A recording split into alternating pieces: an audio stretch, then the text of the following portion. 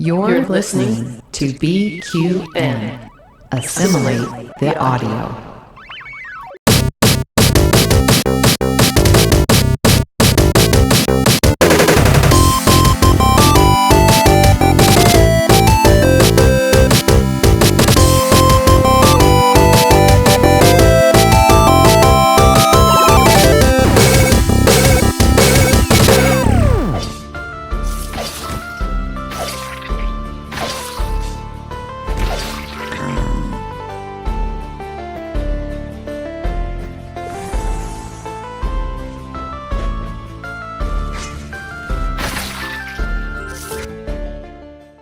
Just for something different, I've picked a game, or two games in this case, to review today that actually had pretty decent reviews online.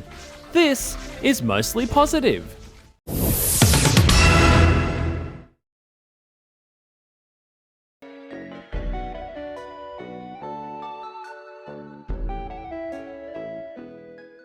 Necrosmith and its recently released and superior sequel are self-described necromancer simulators from the developer and publisher Alloa. They combine charming retro-style pixel graphics and accessible yet challenging gameplay into a mindless yet addictive tower defense style game that constantly scratches that "I'll just have one more turn" itch. Although they sometimes feel slightly repetitive, I am pleased these games popped into my Steam recommendations. They are the hidden gems I hoped to find when I started this channel. The original game was released in July of 2023. It has you take control of a nameless necrophiliac who has journeyed to some far-off land with his horny little cat. You have a tower set up in the middle of the map that will constantly come under attack. Additionally, you start with a handful of random body parts that can be assembled into a mindless foot soldier. Your undead pieces of cannon fodder are sent out to find you gold, more body parts, upgrade blueprints, and mana, all of which can be used to upgrade your tower and strengthen your lifeless army. Most of the fun in the game comes from experimenting with the different abominations you can create and then use to search the land and/or defend your tower. You can give them magic wands, axes, short and long-range projectiles, and different types of shielding. Not to mention limbs from monsters, fairies, insects, and so on. My favourite was these funky octopus tentacles that could stretch out in multiple directions to swipe away attackers.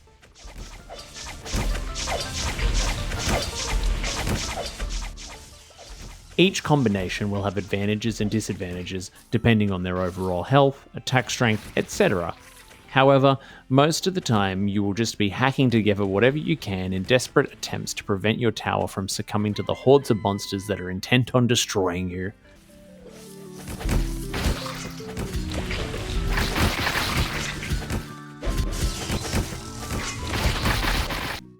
Fortunately, you can briefly pause to put together a few extra defenders if you are being swarmed and none of your zombies are close to base. You can have up to 15 of your spawn roaming the map at any time. Note that you will constantly pump them out because they are dumb as dog shit and regularly get themselves killed. Once you release them from your tower, they will automatically roam the map looking for whatever trouble they can get into. You can also command them to hold their ground or take direct control of them one at a time. I found it best to leave my tower surrounded by 4 or 5 undead equipped with long-range spells or projectile weapons.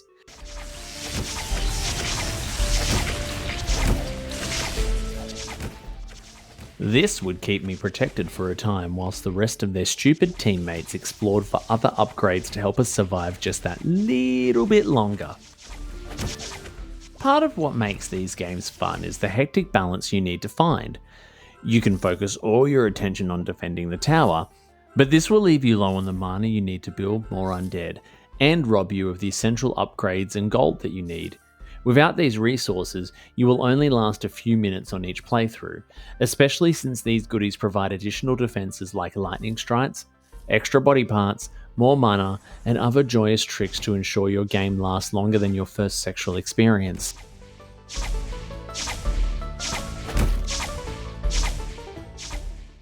A clock constantly ticks down at the top of the screen, and your game can end quickly if you do not stay on your toes.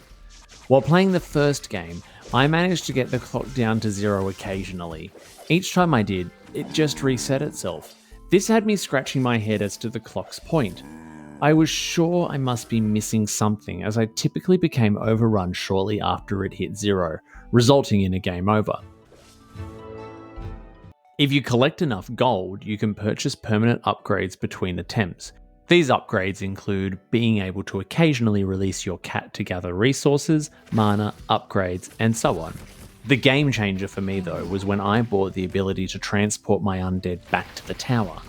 This ability was handy when things were getting quite hairy and my crew had all wandered off for a circle jerk around some useless ruin at the far end of the map. Unlocking these abilities was a bit of a grind though. I did grow tired of the incremental improvements to the abilities I gained on each playthrough. This caused a feeling of repetition that could be off-putting to some gamers who don't vibe this kind of experience. I was therefore intrigued when I saw that Necrosmith 2 was released right at the same time I was reviewing the first game.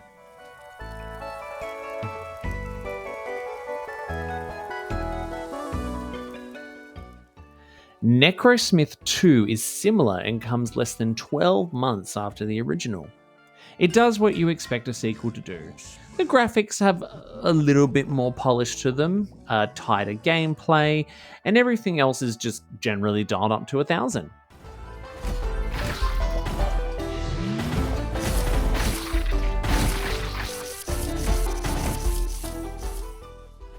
You get a greater variety of body parts and faster access to upgrades. I got further in my first playthrough of the sequel than in days of playing its predecessor.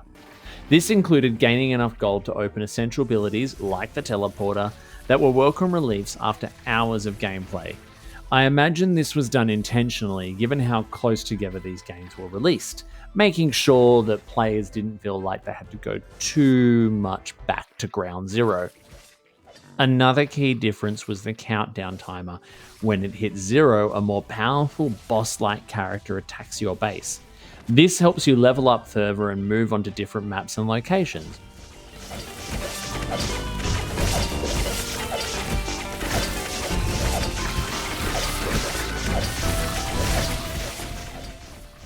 At least that is what I am assuming happens. At the time of writing this review, I have been unable to beat the first boss, which is a giant elephant. It just steamrolls over all my units the moment it shows up.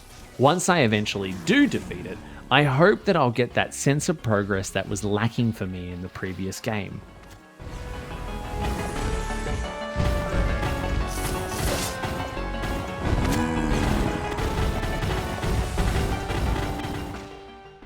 Finally, you have some other more granular controls over what actions your units perform.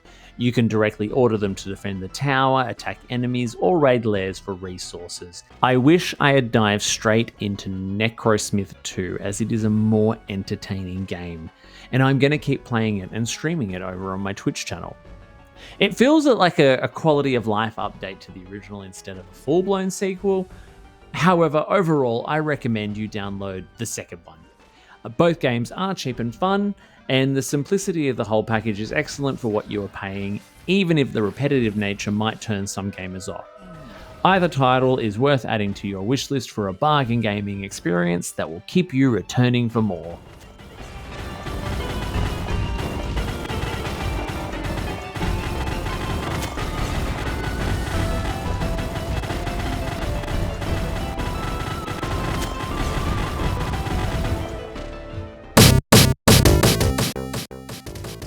Necrosmith and Necrosmith 2 are available on most platforms, however I got them on Steam for $4.50 and $11.79 respectively.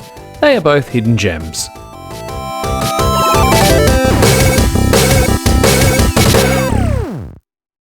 If you enjoyed this video, please give it a big thumbs up and subscribe to this YouTube channel. Make sure as well that you follow the Bargain Bin Gamer over on Instagram and X.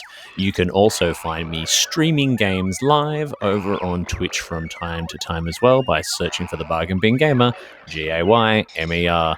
Remember, the Bargain Bin Gamer is the YouTube show, Twitch channel, and podcast where I play the cheapest and shittest games out there so that you don't have to.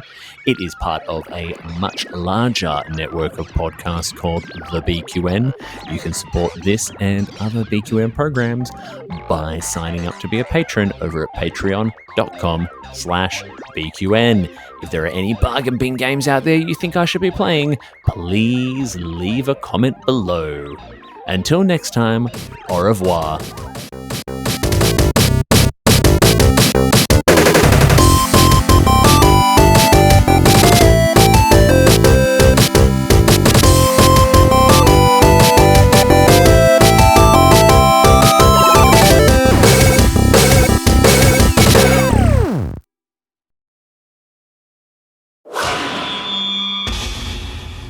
Double T Media.